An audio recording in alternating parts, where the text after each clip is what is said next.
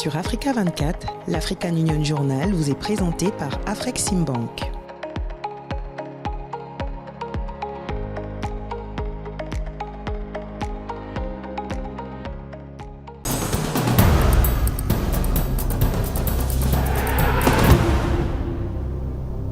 Heureuse de vous retrouver pour cette nouvelle édition de l'African Union Journal, votre rendez-vous hebdomadaire consacré à l'actualité au sein de l'Union africaine.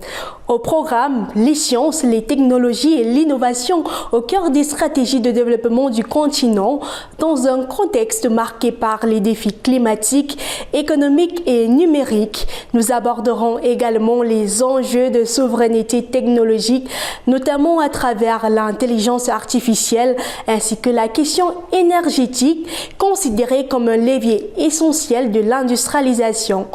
Enfin, nous ferons un tour de l'actualité des régions avant de conclure avec le portrait de Cheikh Tidiane Gadio, l'architecte d'une Afrique stratège et souveraine.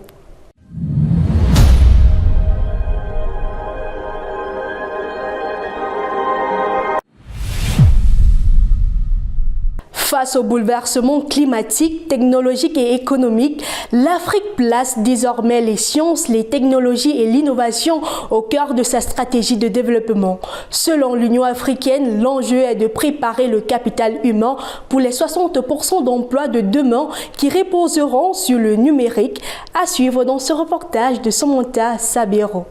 L'Afrique s'engage pour sa souveraineté technologique afin de maîtriser ses infrastructures, protéger ses données et réduire sa dépendance étrangère. Face à l'enjeu de puissance que représente le numérique, le continent ambitionne de devenir un pôle d'innovation mondiale. Selon l'Union africaine, 60% des emplois futurs seront liés aux technologies. Pour réussir cette transition, la stratégie repose sur l'industrialisation, l'accès à l'énergie, la coopération régionale et la formation inclusive des jeunes et des femmes au sein d'infrastructures modernisées. Dans un monde où les technologies de l'information sont devenues vitales, renforcer la résilience des réseaux, c'est garantir la continuité des services de santé, d'éducation et des infrastructures essentielles face aux crises, aux pannes et aux cybermenaces. La construction d'infrastructures de connectivité inclusive et résiliente pour garantir la disponibilité des réseaux en diversifiant les sources d'énergie et en déployant des plans de continuité testés régulièrement, tout en assurant un accès Internet abordable des zones urbaines aux zones rurales. L'Afrique détient moins de 1% de la capacité mondiale des centres de données, malgré une croissance du trafic mobile de 40% par an. Dépourvu de son propre système d'interconnexion, le continent dépend des câbles sous-marins contrôlés par l'Occident. Pour y remédier, la création d'usines d'intelligence artificielle locale est préconisée afin de traiter les données sur place et d'en conserver la valeur économique. Toutefois, le manque de financement à long terme et d'énergie abordable freine ces investissements. In South Africa, we all know we have this what we call the triple challenges. The challenges mainly of unemployment, stagnant economic growth, and the social issues. One of the things that is very clear in South Africa is we don't lack the ability. Depuis des années, nous consommons des technologies étrangères malgré nos vastes ressources et le savoir de nos universités. Dans les mines, nous exportons des matières brutes, tandis que la valeur ajoutée et les emplois qualifiés se créent ailleurs. De même, notre propriété intellectuelle est souvent commercialisée à l'étranger. Ce cycle de dépendance, où nous exportons notre potentiel pour importer de la valeur technologique, freine notre développement. Commercialized elsewhere. And what that does is that it grows other economies. We export knowledge, we export raw materials. Value is added in other countries, which means jobs are added in other countries. It means the economy grows in other countries and that vicious circle continues. Le déficit énergétique freine l'essor numérique africain. Seuls 43% de la population ont accès à l'électricité et 60 millions de personnes en zone subsaharienne en sont privées. Cette précarité, marquée par des coupures hebdomadaires atteignant 20 heures par semaine, limite l'usage d'Internet malgré l'extension de la fibre optique à 409 millions d'individus. Par ailleurs, la cybersécurité reste vulnérable avec seulement 16 pays signataires de la Convention de Malabo, tandis que la domination des centres de données occidentaux révèle une pénurie locale d'experts en cloud. Nous sommes à un tournant, un moment où les choix que nous faisons aujourd'hui détermineront la place de l'Afrique dans les décennies à venir. L'Afrique ne peut pas être le dernier marché des technologies du monde. Elle doit devenir l'un de ces centres de production. Et pour cela, nous avons un avantage unique, notre jeunesse. La route vers l'autonomie technologique reste sémée de défis. Les experts préconisent des partenariats publics-privés et des consortiums régionaux pour mutualiser les coûts télécoms et bâtir des infrastructures souveraines. Ils recommandent d'allouer 1% du PIB à la recherche et de créer un fonds panafricain pour le calcul via une taxe sectorielle et d'imposer le stockage local de 100% des données régaliennes. Cette stratégie doit s'articuler au niveau de l'Union africaine pour concilier souveraineté étatique et économie d'échelle. La technologie s'affirme comme un moteur essentiel de transformation économique et sociale en Afrique, soutenue par la stratégie 2020-2030 de l'Union africaine.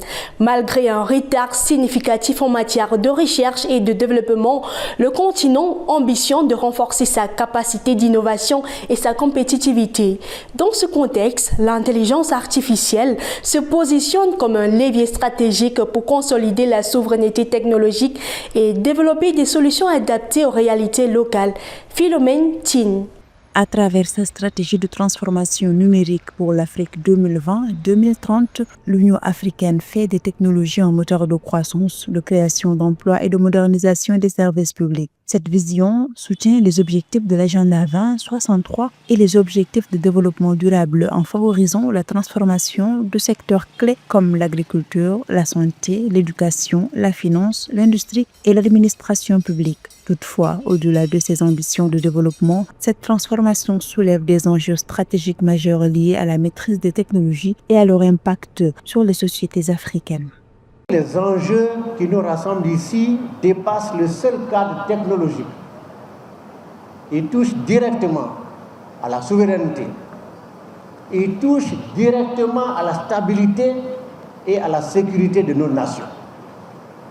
La question de la souveraineté technologique africaine est désormais centrale. Elle implique des investissements ciblés, le développement des compétences locales, la mise en place de partenariats équilibrés, ainsi qu'un encadrement éthique rigoureux des technologies émergentes.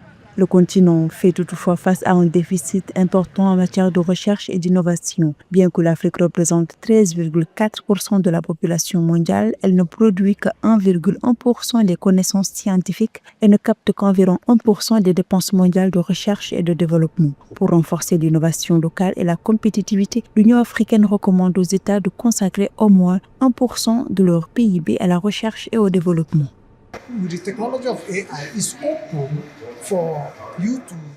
L'intelligence artificielle est une technologie nouvelle qui peut être adaptée ou modifiée en fonction de son environnement immédiat. Nous nous sommes dit que nous pouvions utiliser l'IA pour construire notre propre base technologique africaine issue du continent. Nous pouvons utiliser les plateformes existantes, mais nous devons les adapter à nos propres réalités.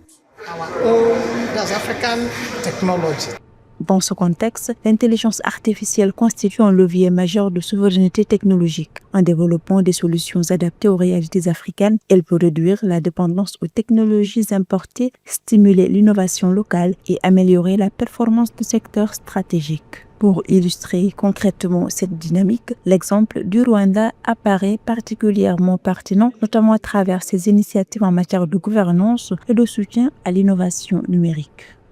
Le guide de la coopération numérique pour le Rwanda constitue une ressource essentielle pour les innovateurs et les entrepreneurs. Il est conçu pour les aider à naviguer dans le processus de création et de développement d'une start-up. Ce guide complète également le Startup Act du Rwanda, actuellement en cours d'élaboration.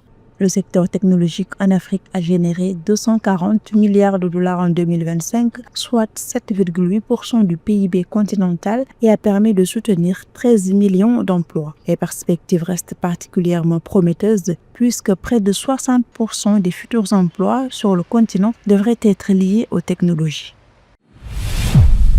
Depuis Kigali, les dirigeants africains et partenaires internationaux ont réaffirmé une priorité stratégique majeure, l'énergie comme moteur de la souveraineté technologique du continent.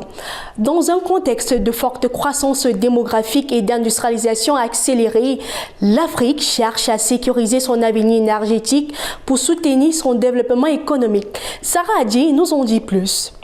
C'est à Kigali, au Rwanda, que plusieurs chefs d'État, experts et responsables d'organisations internationales se sont réunis pour discuter de l'avenir énergétique de l'Afrique. Selon la Banque africaine de développement, près de 600 millions d'Africains n'ont toujours pas d'accès à l'électricité en 2026, soit près de la moitié de la population du continent. Dans ce contexte, le président rwandais, Paul Kagame, a rappelé que l'énergie constitue désormais un pilier central de la croissance industrielle, du numérique, des infrastructures et des systèmes de santé. For Africa, energy is not simply a development issue. Pour l'Afrique, l'énergie n'est pas simplement une question de développement. Elle constitue le fondement de la croissance industrielle et de la compétitivité. La fabrication moderne, la transformation des minerais, les infrastructures numériques et les soins de santé avancés dépendent tous d'une alimentation électrique fiable. And advanced healthcare all depend on reliable power. Les dirigeants africains appellent à une approche continentale coordonnée pour sécuriser l'avenir énergétique du continent. Ils misent sur un mix nucléaire et énergie renouvelable pour répondre à une demande en forte croissance d'ici 2050, portée notamment par la démographie et l'essor de l'intelligence artificielle. L'accent est également mis sur la stabilité réglementaire et l'intégration des réseaux pour attirer davantage d'investissements. What Africa cannot afford is fragmentation. Ce que l'Afrique ne peut se permettre, c'est la fragmentation. Si les pays travaillent de manière isolée, les progrès seront lents et beaucoup plus coûteux. La coopération en matière de réglementation, de financement et d'intégration régionale des réseaux électriques est essentielle. And regional power integration is essential. Les discussions ont porté sur le financement de la transition énergétique alors que les projets nucléaires et les infrastructures nécessitent d'importants investissements. Selon la Banque mondiale et la BAD, l'Afrique devra mobiliser plus de 200 milliards de dollars par an d'ici 2030 pour répondre à ses besoins énergétiques et climatiques. Dans cette dynamique, plusieurs États, dont le Togo, sont appelés à jouer un rôle moteur dans la poursuite de cette coopération continentale. By 2050, Africa will have the largest workforce. D'ici 2050, l'Afrique disposera de la plus grande population active au monde. Cette transition démographique peut devenir l'un des plus grands avantages économiques de ce siècle, à condition que nous nous y préparions. Of the greatest economic advantages of this century if we prepare for it. Entre souveraineté énergétique, industrialisation et transition technologique, l'Afrique veut désormais prendre en main son destin énergétique. Le nucléaire civil, les énergies renouvelables et la coopération régionale apparaissent comme des piliers d'une stratégie commune visant à répondre à une demande croissante, un tournant majeur pour un continent qui cherche à transformer son potentiel démographique en puissance économique mondiale. Dans l'actualité en bref de cette édition, le Togo ouvre ses frontières aux ressortissants africains. L'épidémie d'Ebola en RDC et en Ouganda ravive les inquiétudes sanitaires sur le continent africain. Et enfin, le Botswana et l'Afrique du Sud renforcent leur coopération à travers la signature de 4 accords stratégiques. Les détails avec Rina Kouassi. Le Togo franchit une nouvelle étape en faveur de l'intégration africaine en accordant l'entrée sans visa à tous les ressortissants africains détenteurs d'un passeport valide. Annoncé le 18 mai 2026 en marge de Biashara Africa à Lomé, cette décision a été saluée par le secrétaire de la zone de libre-échange continentale africaine et Afreximbank comme une avancée significative pour la libre circulation sur le continent. Cette mesure s'inscrit dans la vision d'une Afrique plus intégrée où les échanges commerciaux, les investissements et la mobilité des personnes sont facilités. En favorisant les déplacements des entrepreneurs, investisseurs et citoyens africains, le Togo renforce son engagement en faveur du commerce intra-africain et de l'agenda 2063 de l'Union africaine. Cette initiative pourrait également inspirer d'autres États à accélérer les réformes nécessaires à la construction d'un marché continental véritablement unifié. La nouvelle épidémie d'Ebola qui touche la République démocratique du Congo et l'Ouganda suscite une vive inquiétude sanitaire sur le continent. Déclarée en mai 2026 dans la province de l'Ituri, elle a déjà entraîné plusieurs dizaines de cas confirmés et des centaines de cas suspects avec des contaminations transfrontalières signalées jusqu'à Kampala. L'Organisation mondiale de la santé a classé cette flambée comme une urgence de santé publique de portée internationale en raison de sa progression rapide, de la présence de cas dans des centres urbains et de l'absence de vaccins ou de traitements spécifiques contre la souche Bundibugyo en circulation. Les conflits armés, les déplacements massifs de population et les mouvements liés aux activités minières accentuent les risques de propagation. Face à cette menace, le CDC Afrique et les pays voisins ont renforcé les dispositifs de surveillance et de contrôle aux frontières afin d'éviter une extension régionale de l'épidémie. Le Botswana et l'Afrique du Sud ont franchi une nouvelle étape dans leur coopération en signant 4 accords stratégiques à l'issue de la 6e commission binationale tenue les 20 et 21 mai 2026 à Gaborone. Les deux pays entendent renforcer leur collaboration dans la gestion de l'eau, la sécurité aérienne, l'énergie et les services pénitentiaires. Ces engagements traduisent la volonté des présidents Duma Boko et Cyril Ramaphosa de consolider un partenariat déjà étroit entre les deux voisins. Les accords visent notamment à améliorer la gestion du bassin du fleuve Limpopo, renforcer les capacités d'intervention aérienne et soutenir la sécurité énergétique régionale.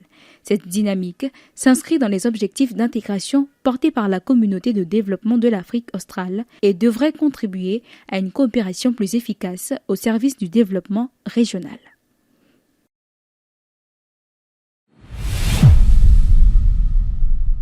Le Mozambique entend accélérer sa transformation économique grâce à la mobilisation de 3 milliards de dollars d'investissements britanniques destinés au secteur de l'énergie, de l'agro-industrie, des transports et des industries vertes. Ces financements doivent soutenir l'industrialisation du pays, créer des emplois et renforcer sa compétitivité sur les marchés régionaux et internationaux. Un reportage de Christian Belobo. Le Mozambique s'apprête à franchir une nouvelle étape dans sa stratégie d'industrialisation. Le gouvernement mozambicain a annoncé la mobilisation de 3 milliards de dollars d'investissements britanniques destinés à soutenir la mise en œuvre de sa stratégie nationale de croissance économique. Cet engagement vise à accélérer la transformation structurelle du pays à travers le développement d'activités industrielles à forte valeur ajoutée tout en renforçant son attractivité auprès des investisseurs internationaux. Notre objectif est de faire du Mozambique une économie moderne, compétitive et résiliente, capable de valoriser ses ressources sur son territoire, de s'intégrer dans des chaînes d'approvisionnement mondiales à forte valeur ajoutée et de créer des perspectives économiques plus prometteuses pour les jeunes et les femmes mozambicaines. Les financements attendus seront orientés vers plusieurs secteurs stratégiques considérés comme moteurs de la croissance future. Il s'agit notamment de l'énergie, de l'agro-industrie, des transports, de la mobilité électrique, de la production d'engrais verts, de l'hydrogène vert, ainsi que des industries manufacturières à faible empreinte carbone, à l'image de la filière aluminium. Les autorités mozambicaines entendent s'appuyer sur l'abondance de leurs ressources naturelles, leur potentiel énergétique et leur position géographique privilégiée sur l'océan Indien pour attirer des investisseurs. Aujourd'hui, alors que le Mozambique est confronté à des défis économiques internationaux particulièrement exigeants, il est plus crucial que jamais de renforcer la résilience économique du pays. Cette approche s'inscrit pleinement dans la stratégie d'industrialisation du Royaume-Uni qui privilégie une économie moderne, durable et fondée sur les ressources. Au-delà des capitaux mobilisés, les enjeux sont considérables pour le Mozambique. Le pays cherche à réduire sa dépendance aux exportations en matières premières, en développant la transformation locale des ressources, à créer des emplois industriels et à renforcer les chaînes de valeur nationales. En 2025, les exportations du Mozambique ont atteint 7,79 milliards de dollars, marquant un recul d'environ 32,3% par rapport à l'année précédente en raison des perturbations dans le secteur extractif. Cette stratégie vise également à améliorer l'accès à l'énergie, accroître l'exportation des produits transformés et favoriser l'émergence d'une économie plus résiliente et compétitive à l'échelle régionale et internationale. Este esforço é fundamental para promover a industrialização em Moçambique. Cet effort est crucial pour promouvoir l'industrialisation au Mozambique. L'industrialisation est indispensable si le pays veut créer des emplois pour les millions de jeunes qui aspirent à une vie plus prospère pour eux-mêmes et leurs familles. Comme l'a écrit son Excellence, une croissance sans diversification, sans inclusion et sans transformation structurelle ne mène pas au développement, elle ne conduit qu'à une illusion statistique. Não conduz ao desenvolvimento, conduz apenas a uma ilusão estatística. L'initiative s'inscrit dans une vision de développement à moyen et long terme portée par les autorités mozambicaines. Le programme devrait être déployé progressivement au cours des prochaines années afin de soutenir la modernisation de l'économie nationale. Il intervient dans un contexte de renforcement des partenariats internationaux du Mozambique alors que plusieurs bailleurs de fonds et institutions financières accompagnent déjà les efforts du pays en faveur de l'industrialisation, de la transition énergétique et de la croissance durable.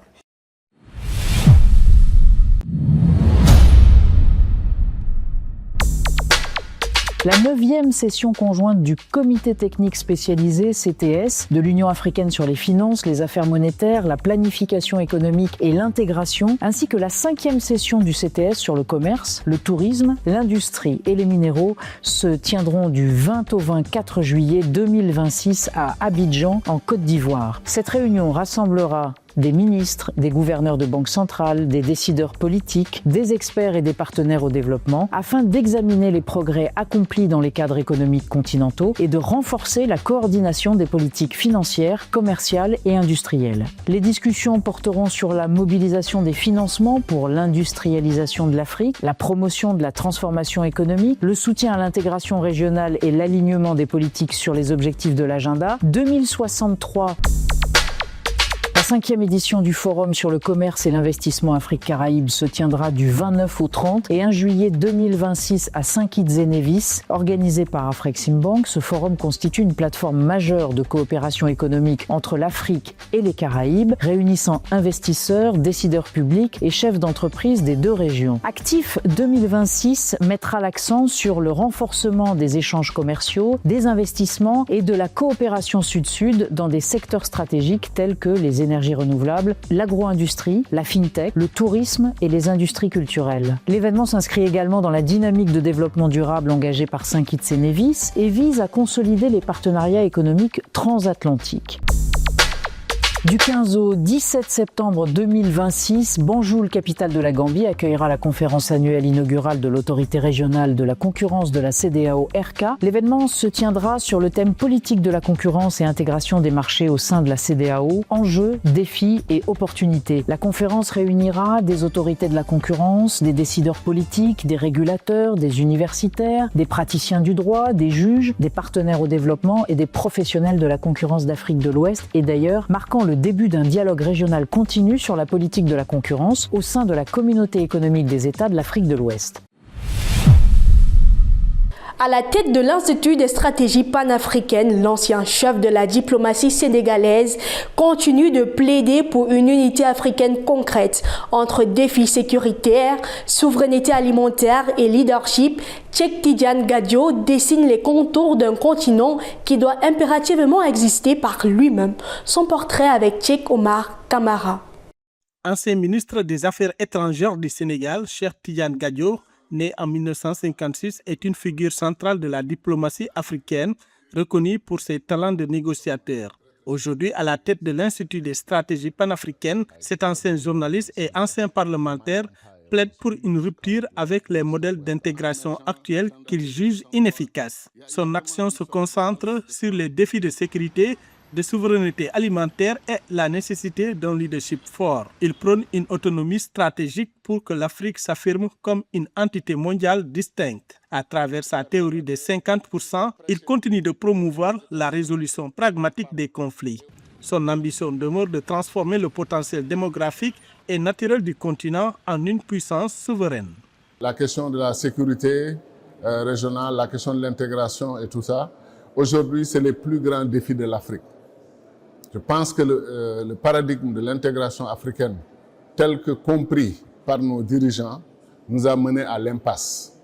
Après 50 ans d'intégration africaine, par exemple dans le cadre de l'Afrique de l'Ouest, depuis la création de la CEDEAO en 1975, nous ne sommes pas plus avancés véritablement que ce qu'on devrait être en termes d'intégration, comme en Asie, quand ça a réussi, ils sont allés à 56% d'échanges interasiatiques. L'Union européenne, 76% d'échanges inter-européens. Nous, en Afrique, on parle de 16%, de 18%, etc.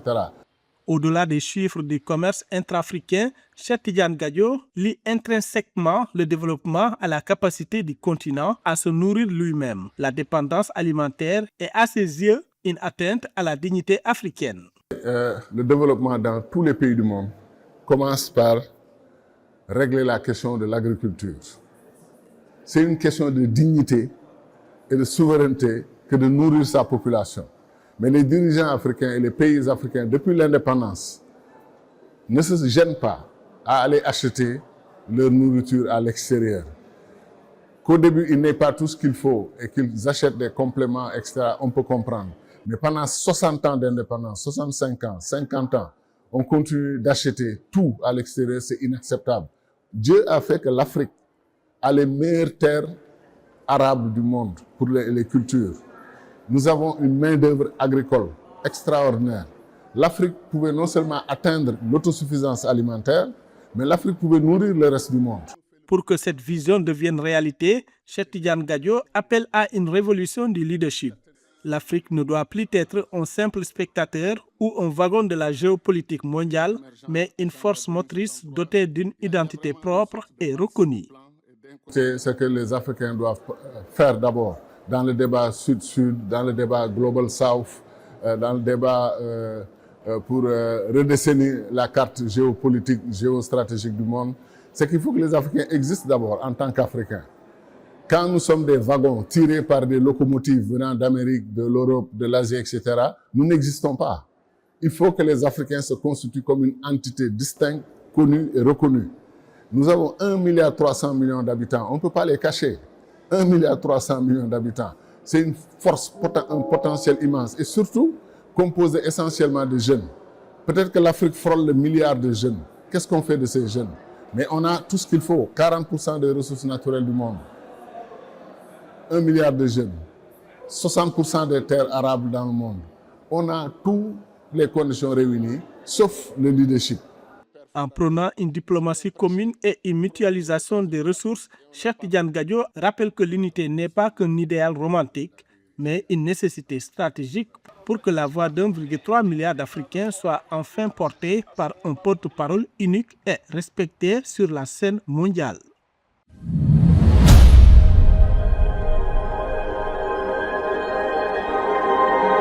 Madame, Monsieur, merci d'avoir suivi cette édition de l'African Union Journal. Vous êtes plus de 120 millions de foyers à nous suivre à travers l'Afrique. Retrouvez l'intégralité de ce programme sur notre site web africa24tv.com, sur l'application MyAfrica24 et sur l'ensemble de nos plateformes digitales.